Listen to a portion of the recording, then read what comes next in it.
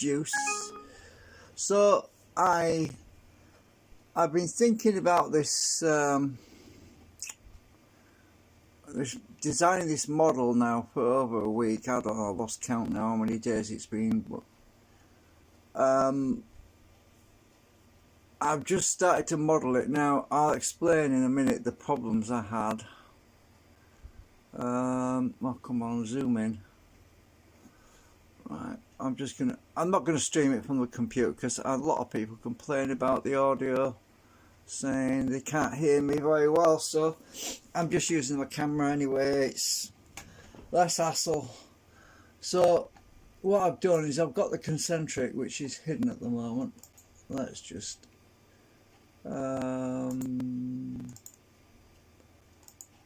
we'll hide that. So I've got the C8 concentric there. I use that to create the indentations in the rotor assembly, and I went and got my the inner circle a little bit too big, so I'm just trimming that down a bit.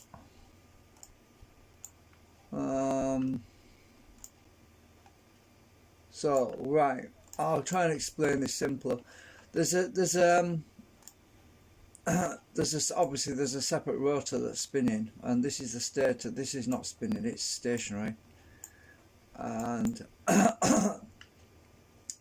so the problem I had when I was working this out in my head was, as always, you get a problem with flux, magnetic flux, stray flux, that you don't want to interact with anything when it's not being actuated by the concentric, right? So the whole point of the concentric is to guide the flux lines. I'm sure many of you who are watching who are taking a microwave apart, you've seen the flux guide system, how they use something quite similar actually, where the magnetic field is guided down a tube. Well, it's sort of similar in a way, because when you actuate that stator field,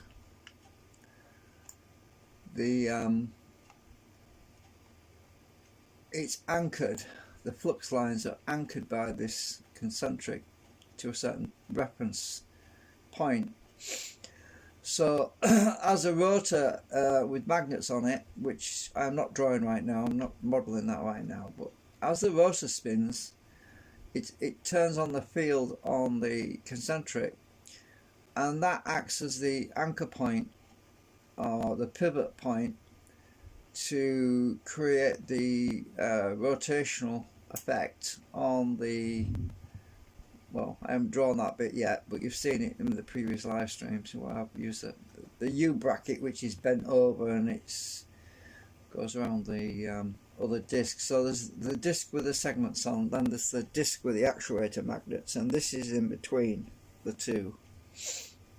And I was thinking about the spacing and everything, and if even when the actuator is not the concentric part, when this is not present, you know, for example, if the rotor magnets are actually moving over here, the magnetic field would still penetrate through the plastic. So some sort of a cage magnetic screening has to be used, and I came up with a simple solution. Because as you know, with the microwave oven, now let's go back to the microwave oven, the actual door has got this like a mesh in the door, and the mesh stops microwaves from escaping from the oven, so that you can see into it, but light can pass through, so you can peek through it, and it prevents the microwaves from escaping from the oven, right? And the hole sizes, the actual holes in the mesh on a microwave oven tells you how big the microwave length is, actually, because the wavelength is actually larger, slightly larger than an individual hole in the mesh in the microwave. And because it's slightly, the holes are slightly smaller than the wavelength, the microwaves can't escape. They basically get blocked, right? Well, we're not dealing with microwaves, obviously. We're dealing with magnetic fields. And I've been playing around with some welding rods material, and what I've decided to do is create a path between each segment, between each concentric,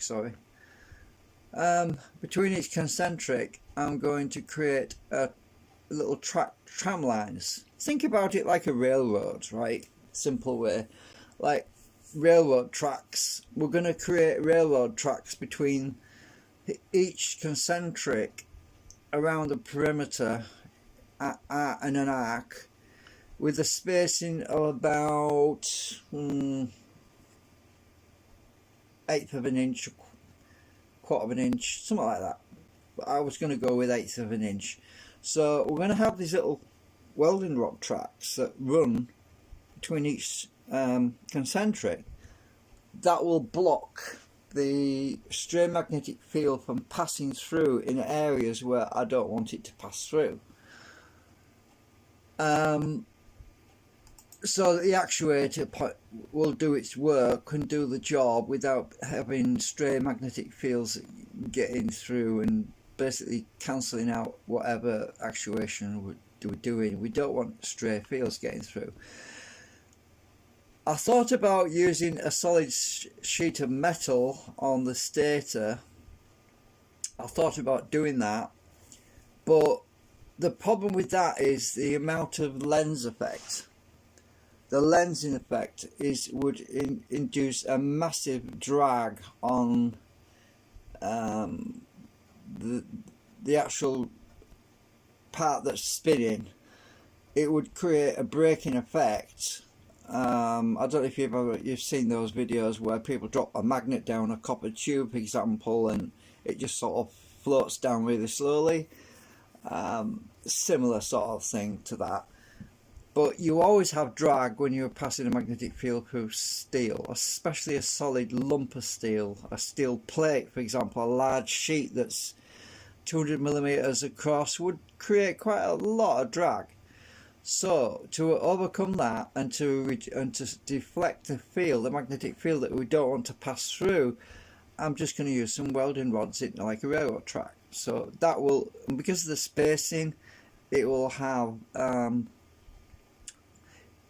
less lensing drag effect on the parts that are moving than it would if it was a solid piece of metal. So I've got to model that as well, but for now I'm just gonna I've got to get this. I've actually embedded it in the thing at the moment, so I've got to lift this back up again. Just get close up. I want to get it the same height as let's see if I can get this. I want to be on the blue axis. Am I on the blue axis? Yeah. I'll hold my shift key down. I just want it on the surface, right? So I've got that at the right height. So what I'm actually going to do is scale this thing up fractionally just to make the holes a bit bigger in a minute. I don't need to do it now, I can do it in a minute. So this is just a thin layer of, this is just a thin template right now. I haven't done all that bit. I'm just doing the basic cutouts and everything to actually mount these concentrics into. So right, so I need to copy that one. I don't want to be in the middle. I think I'm in the middle there.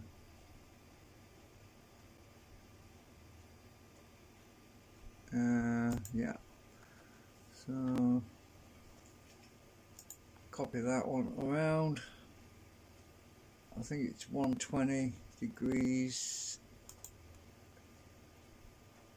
Hopefully that was 120. Sometimes it jumps. Let me just check. Looks like it is. I'm copying them now because I'm going to be building stuff around these, and it gives me a good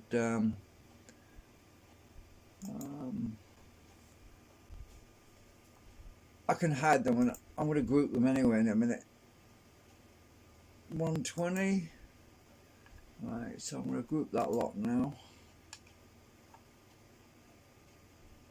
I'll get that one, group it. I've actually used these concentrics from a previous model. There was no reason to make any changes to them. They're actually old ones which I modelled ages ago, and I'm reusing them. So right, I've got them all in place, and now I can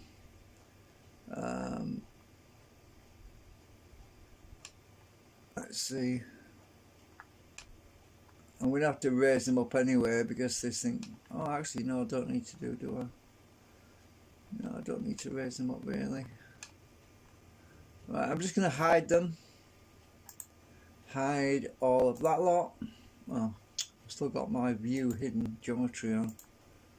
Right, I've hidden it because I've got them all set now. I better save this while I'm at it. So I'm going to be doing a little bit each day because this is rather complicated. I actually need some coffee actually. My cup's empty. So what I'm going to do now is I'm just going to draw this out a bit. My ruler lines are going to disappear behind this in a minute, so oh, I know what I can do. I can draw it from the other, pull it down from the other side. That'll keep my lines in place because those are my guidelines I'm using. So let's just pull this out from the bottom. Let's pull it out by 2mm. Right. That's just. I don't know how thick I want this yet, so I've imagined it all in my head. I worked it out in my head, but dimensions and all that stuff, that kind of comes later as you try to work out how much structural strength and all that other stuff that you need. So I've got to, yeah, I think I want it a bit thicker than that anyway. I'm just gonna go. I'll just undo that. Undo it. I'm just going to pull it again. Let's go with 4mm. It's got to be fairly strong, this house. Right, so I've kept my centre bit, which is just a reference really. I don't know if I need that. I mean, oh yeah, I need a hole there. I've forgotten how big it is. How big did I make that? Because I can't remember now. 13.4mm. Yeah, that's a bit small. I'm just going to delete that a minute.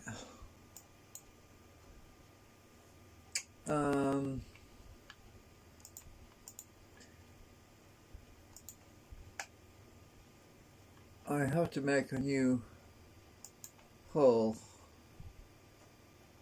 I want something like that. Quite a big hole. I mean, this is a stator, so the drive shaft is running through the middle.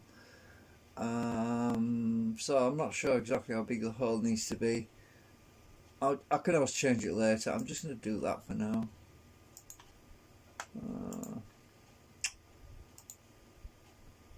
Right. If I need to change it later, I can do that. I'm just going to punch that out.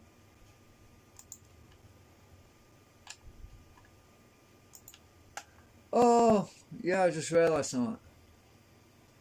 I've lost my centre. oops, I need my centre still. Hang on a minute, I'm just going to do that a minute.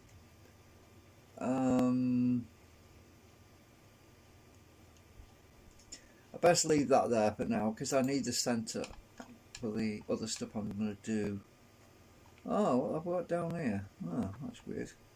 Better delete that one as well because I don't need that. Just go to X-ray and make sure I've got no crap lying around. Oh no, I haven't. Good. So what I've got to do is I need my concentrics back again.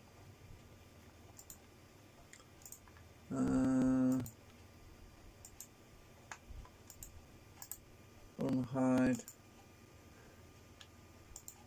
I'm not going to video all of the model building because trust me, this is going to be hours and hours and hours of stuff, drawing and all this. But what I'll do is every now and then I'll go live and show you a bit and then explain a few things. And so what I've got to do with this point, I'll just show you quickly. Now I'm gonna go because I need a cup of coffee. I'm dry as a bone. My mouth's, it's like yeah, my mouth feels like a pillowcase right now. It's dry. Yeah. So what I'm going to do is I've got to do some measurements to. I'm going to have these steel welding rods in truncated grooves in this stator, and the hard part is the fact that I've got to do these on arcs, and I'm going to do it on one section. I'm going to just copy them around like I rotated the concentrics around. I'm just going to rotate them around to fill the other sections as well. But the idea is that I want some of the welding rod material that's going to be embedded and curved in the grooves. I want some of it intersecting with the outside of these magnets here, so there'll be, say, one pole, and some of them intersecting with the magnets on this side, which will be the other pole. The two poles basically acting as an array to cancel each other out, so that we have a neutral field around here. So there'll be it's only going to be a thin layer, but I want to kind of cancel out any stray magnetic fields that come from above, from the rotors, the rotor magnets that are going to be spinning around. Because they're going to be in, because they're actually going to be in circumference with the rotor in the same direction, there shouldn't be any kind of problems with drag, because it's like like a railway carriage running on railroad tracks or something like that anyway. But yeah, so I've got to start drawing some lines from the middle out, so I've got to get my ruler. A bit of a pain, I know. So I'm going to do some points. So that's let's see, I'll go with, I'm going to type 90. I'm just getting roughly where I want to be, because it's going to be arced anyway. It's going to have an arc on it. So I'll just type 90, and from the centre to the midsection, type 90. Right, so then I can start with an arc line between here and there, and bring my arc to that other 90 point right here. So I've got a line. So that should be bang on, exactly in line. And the next one, I've got to do this over and over again to create little grooves in the plastic where I can embed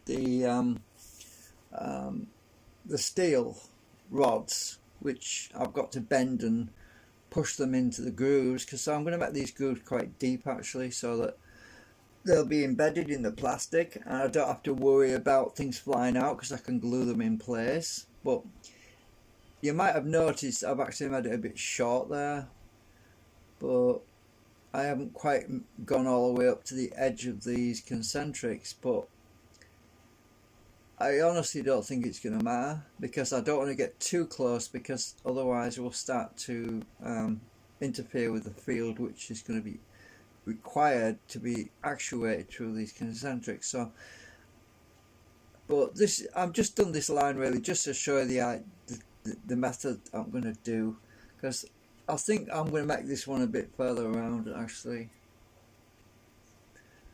I think I'm going to undo that arc, because I'm going to do another line on the middle section. Let's actually, I've got a better idea. If I just bring the line so it's touching on the side of that wall, type 90. Right. Let's just delete the other one. And if I'm just touching that wall of that concentric, I know I should be about right. Type 90 again. Right, that's better. It's a little bit straighter, it's not as messy. So now all I have to do is do the arc from there to there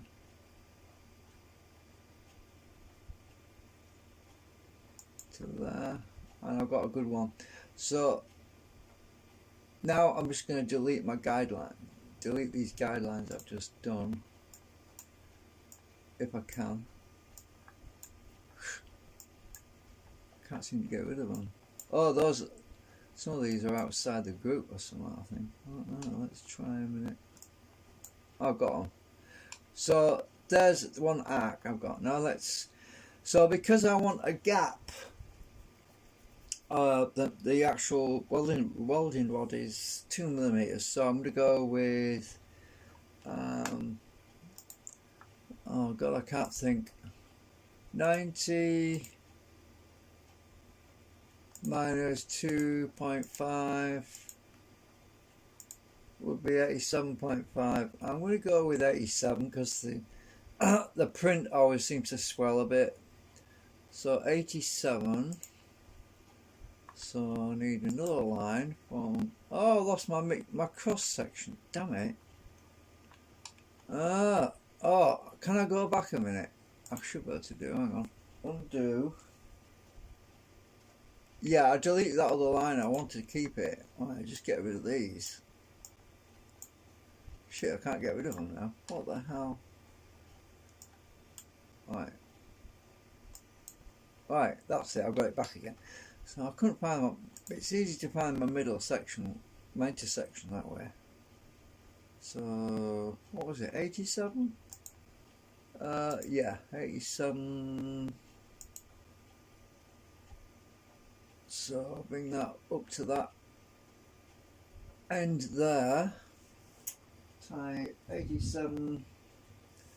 So I'll get a dot there now.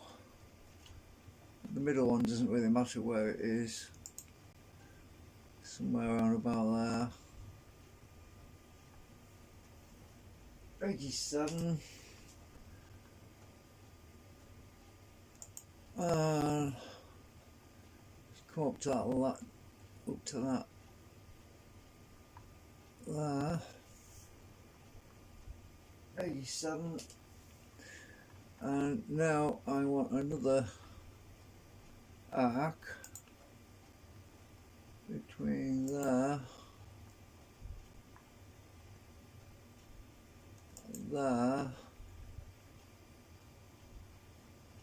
and this guide point.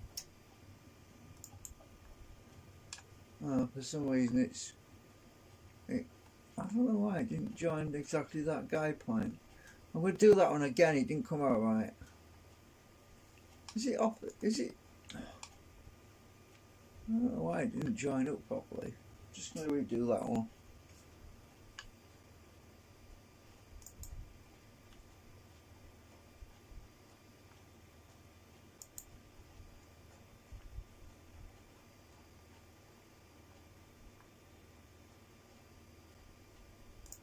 Right. Huh. Now it looks cockeyed. It was alright before. That's strange. Huh. I don't get it. Actually, it was better before. It looks wide at on the edges, and I'm just going to undo it and go back the way it was. Oh, what have we done now?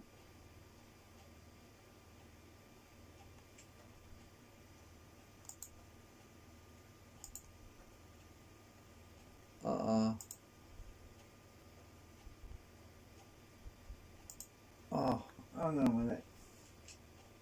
I can't seem to get that other one back. I'm just going to do it this way a minute. Just erase it.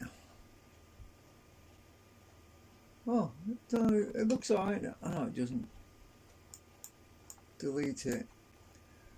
That's weird. It wouldn't bring that other arc back that I deleted before, which is weird. Just do it this way again. Oh, must have been right before, yeah. Oh well, now I'll just join these up at the end.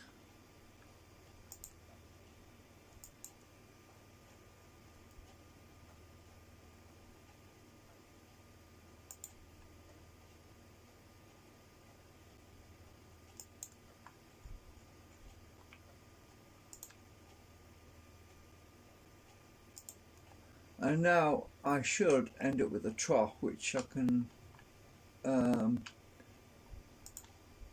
go 2.5 millimeters deep.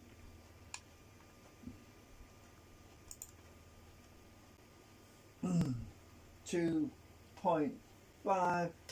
So I've got a deep trough, 2.5 millimeters deep, for a wire guide, you know, to block the magnetic field so it doesn't pass through where I don't want it to go. So you don't have to use solid metal. It will just drag with more. So that's one trough done, and needless to say, I've got to leave a small gap of about 1/8 of an inch or something like that. And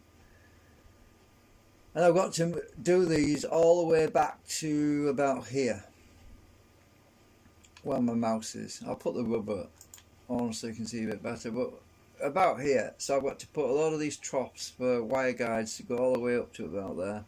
So the actual path of the magnets on the rotor, when they're spinning, it's acting as a shield, like a Faraday cage basically. But it'll be blocking the magnetic field rather than radio waves. So I can delete those lines now. The ones I don't want, I want to keep these other ones on that one, because I've got to measure distance from the next one, which will be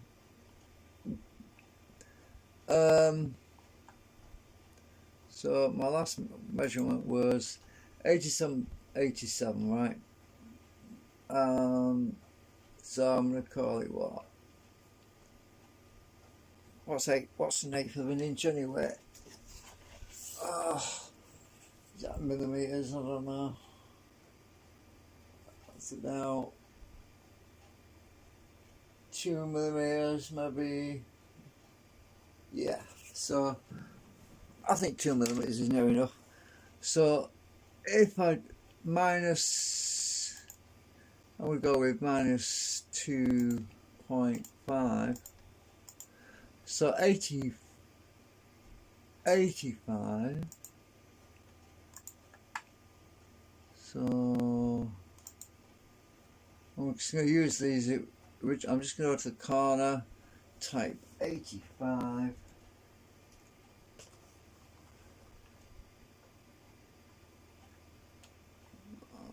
Go to that one, go to the middle again. I can't seem to find the middle for some reason.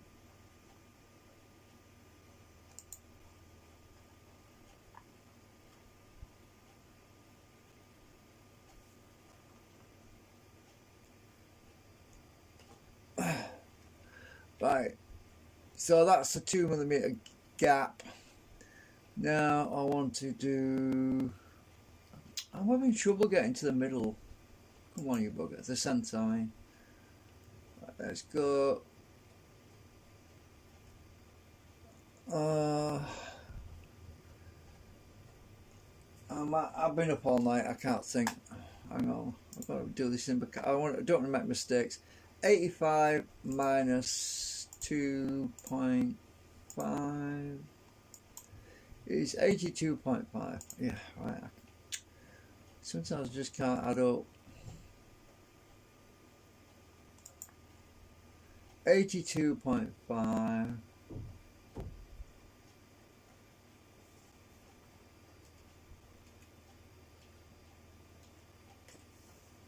So I've got two dots there now.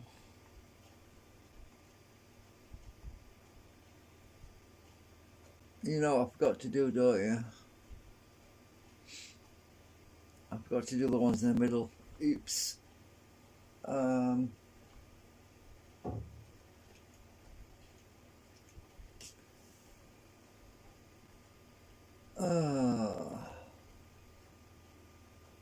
Why isn't that showing up?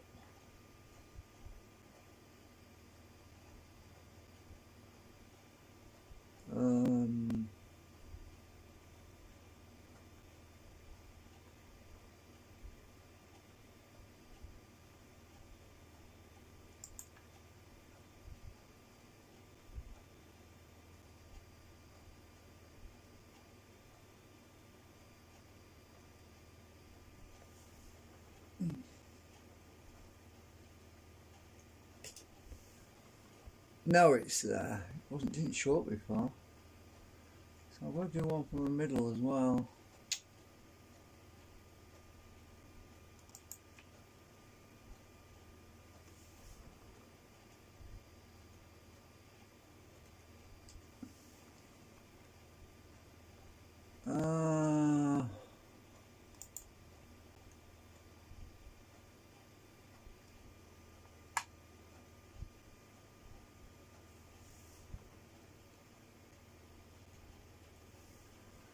Okay, right, now just do the extra one.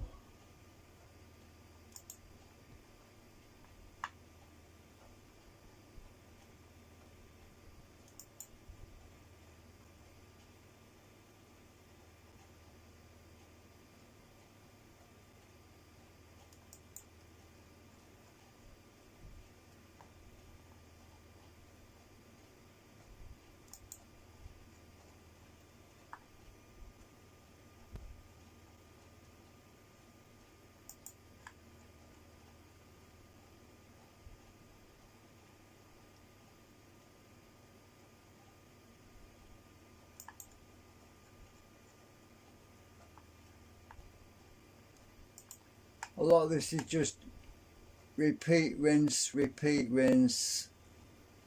It gets a bit boring after a while.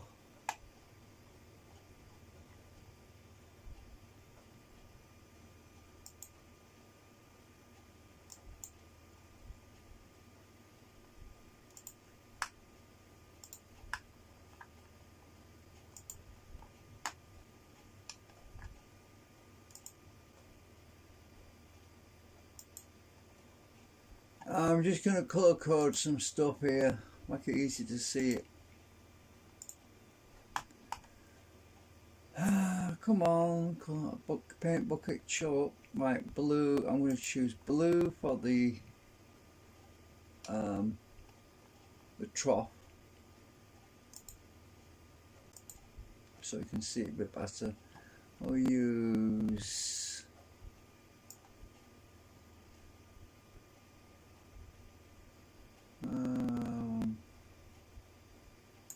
violet for the disc.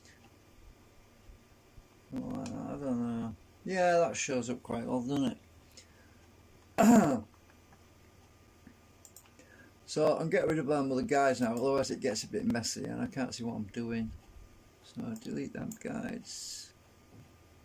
Delete them guides.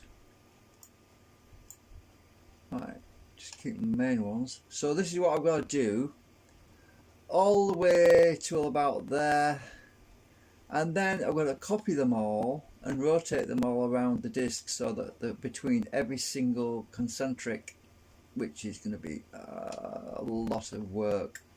Yeah. So I'm just going to save it now and I'll highlight everything a minute. Well, I'll bring it back into focus so you can get a rough idea where I'm going with it. So obviously this is going to be a hole in the middle when I finished it, but this is just the stator part. And the great thing about this is that this stator, I can mirror it and make a copy of it and invert it and have it two of them back to back, so that we've got dual screening, so that we block out that magnetic field that we don't want. As the rotor leaves, the rotor magnets, as they rotate, leave the concentric, they'll be hovering over these steel rails, which will basically block out the field from travelling through the disc to the other side where I don't want it to be. And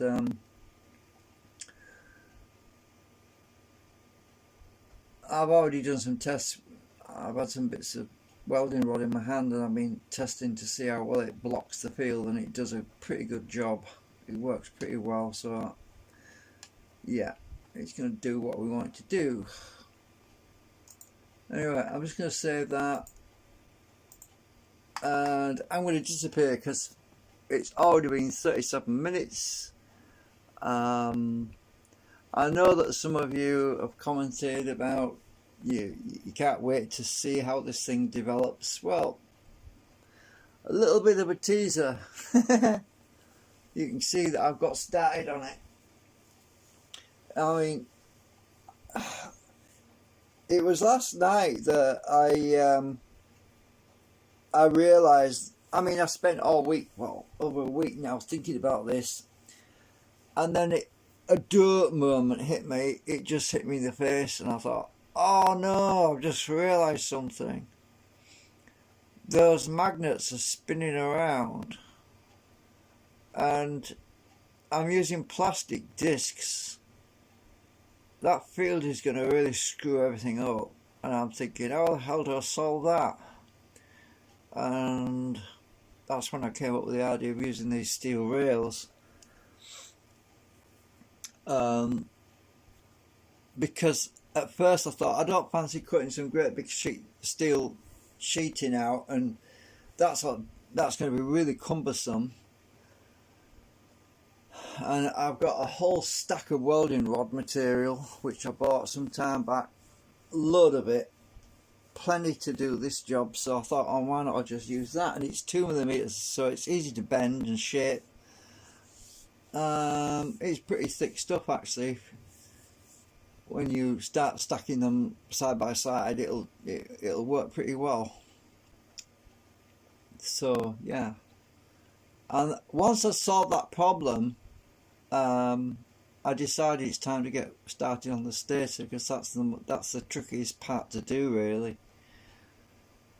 And as I said, the great thing about using these rails idea is I can print more than one disc and I can stack them on top of each other to add more shielding between the actual segments that are going to be spinning and the rotors magnets that are going to be spinning on each side of this disc. So this disc is very important because it's basically like the door in your microwave that protects the field from going through where you don't want it to go through, you see. Anyway, I'm going to make some coffee. I'm probably going to get an early night. I want to actually, it's morning actually, I've been up all night, so yeah, I want to grab some sleep, because I couldn't sleep until I started this thing, because I thought, well, if I just get the damn thing started, it'll get a whole load off my mind, and I'll be able to sleep better, you know what I mean? So that's where I'm at right now. So hopefully, probably tomorrow or the day after, I'll be able to show you a progress report on how far we've got with it, okay? Thanks for joining in.